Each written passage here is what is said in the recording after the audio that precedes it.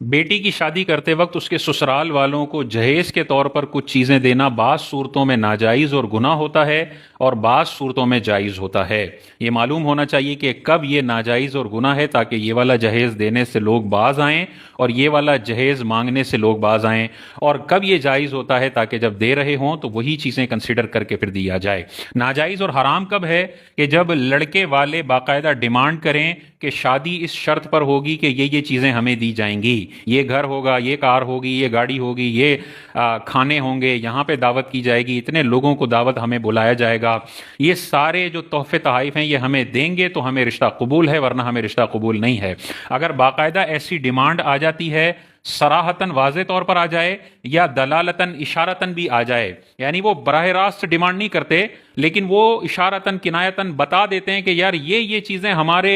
رسم و رواج میں ہوتی ہیں، اب براہ راست نہیں مانگا لیکن براہ راست نہ مانگ کر بھی سامنے والے کے ذہن میں یہ ڈال دیا کہ یہ ہوں گی تو ہماری جو ہے وہ عزتیں محفوظ ہیں اور یہ رشتے محفوظ ہیں، ورنہ رشتے توڑ دیے جائیں گے۔ تو چاہے صراحتاً مانگے یا دلالتاً مانگے، دونوں صورتوں میں علماء نے واضح طور پر ارشاد فرمایا کہ اگر رشتے کو تحفے تحائف پر کنڈیشنل کر دیا جائے کہ یہ جہیز ملے گا تو رشتہ ہوگا ورنہ رشتہ ختم سمجھو، تو یہ جتنا بھی تحفے ڈیمانڈ کیے جا رہے ہیں وہ رشوت کی حیثیت رکھتے ہیں،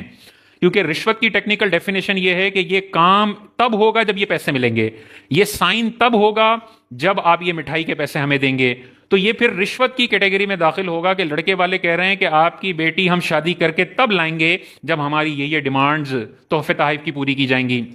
تو رشوت اور اس جہیز کے اندر کوئی فرق نہیں ہے، یہ رشوت ہے۔ اور حضور علیہ الصلوۃ والسلام نے واضح طور پر ارشاد فرمایا کہ لعن رسول اللہ، اللہ کے رسول نے لعنت فرمائی ہے رشوت لینے والے پر بھی اور دینے والے پر بھی، اور رشوت دینے والا اور لینے والا دونوں جہنم میں ہیں، یہ والی حدیث بھی ہمیں نظر آتی ہے۔ تو ایسی صورت میں یہ جہیز مانگنا بھی حرام، اور اگر مانگ لیا تو اب ان کو نہ دینا ضروری ہے۔ یہ نہیں کہ رشتے کی یہ کمزور ڈور جو ان لالچیوں نے اس جہیز کے اوپر مبنی رکھی ہوئی ہے، اس نازک ڈور کو بچانے کے لیے لڑکی کے والدین رشوت دینے پہ آمادہ ہو جائیں، نہیں، رشوت دینا جائز نہیں ہوگا اور ان کو لینا بھی جائز نہیں ہوگا۔ ان کو کہا جائے گا کہ بھائی آپ ڈیمانڈ نہ کریں، یہ ڈیمانڈ کرنا، یہ مطالبات کرنا یہ شرعاً جائز نہیں اور رشوت کی کیٹیگری میں آتے ہیں، تو یہ منع ہوگا دینا۔ لیکن اگر ڈیمانڈ نہیں کی جاتی ہے، کوئی مطالبہ نہیں کیا جاتا، لڑکے والے کہہ دیتے ہیں کہ بھئی آپ کی جو مرضی ہو، آپ تحفہ تحائف دینا چاہیں آپ دیں، اگر نہ بھی دیں تو ہمیں کوئی فرق نہیں پڑتا، ہمیں نے بیٹی سے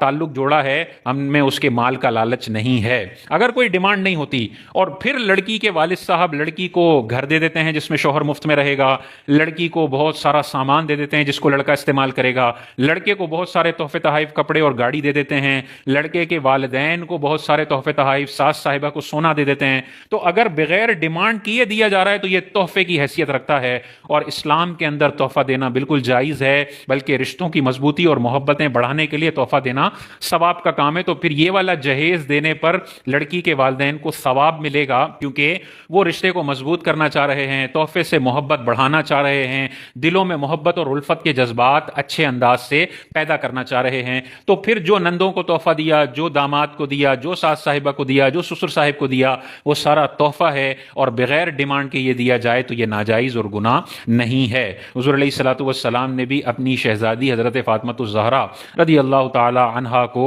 مختصر سا لیکن جہیز کا سامان دیا تھا، مختصر سا تھا، اس کی کوئی ڈیمانڈ نہیں تھی، تاجدار کائنات نے اپنی طرف سے تحفتاً دیا تھا۔ اور ایک روایت یہ بھی ملتی ہے کہ حضور علیہ الصلوۃ والسلام نے مولا علی کے پیسوں سے ہی یہ ساری چیزیں تحفے کے طور پر دی تھیں۔ تو دونوں روایتیں ملتی ہیں، یہ والے تحفے تحائف دینا بالکل جائز ہے۔ یہ والا جو جہیز ہے جس نے بہت زیادہ ہمارے اسلامی کلچر کو تباہ و برباد کیا ہے، بہت ساری ایسی کمیونٹیز ہیں جہاں پر لڑکے کے لیے گھر ہونا ضروری ہے، یعنی بچی کی شادی اس وقت تک نہیں ہوگی جب تک یہ بچی گھر افورڈ نہیں کر سکتی ہے، تو نتیجتاً اس کمیونٹی کے باہر شادی کی جاتی ہے کہ کمیونٹی میں کوئی لڑکا چاہیے نا تو گھر دلانا پڑے گا، سامان دلانا پڑے گا، گاڑی دلانی پڑے گی۔ یہ جو کنڈیشنل شرائط طے کی جاتی ہیں رشتے کے لیے، جہیز کے لیے، یہ رشوت ہے اور یہ حرام خوری ہے، اور اس سے لوگوں کو باز آنا چاہیے۔ نکاح کو بڑا آسان رکھیں، نکاح میں شریعت نے لڑکی والوں پر کوئی خرچہ نہیں رکھا، کوئی صفر خرچہ ہے۔ بارات کا کھانا بھی لڑکیوں پر نہیں ہے،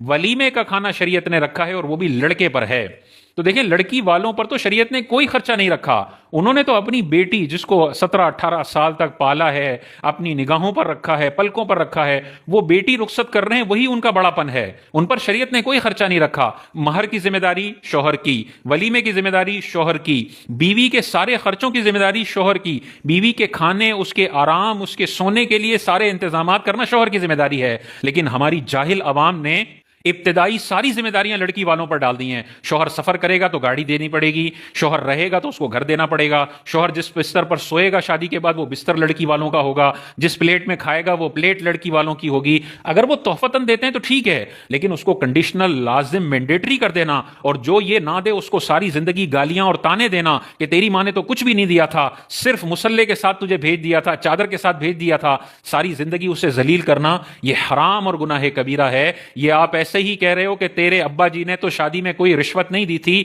ہم تو یہاں رشوت خوری کے لیے بیٹھے ہوئے تھے، لیکن ہمارے منہ میں رشوت کی روٹیاں نہیں ڈالی گئی ہیں۔ تو یہ تانے ہرگز نہیں دینے چاہیے۔ بیٹیوں کے لیے شریعت نے کوئی پیسے کے خرچے لازم نہیں کیے، سارے خرچے لڑکے والوں پر لازم ہیں، انہوں نے کرنے ہیں۔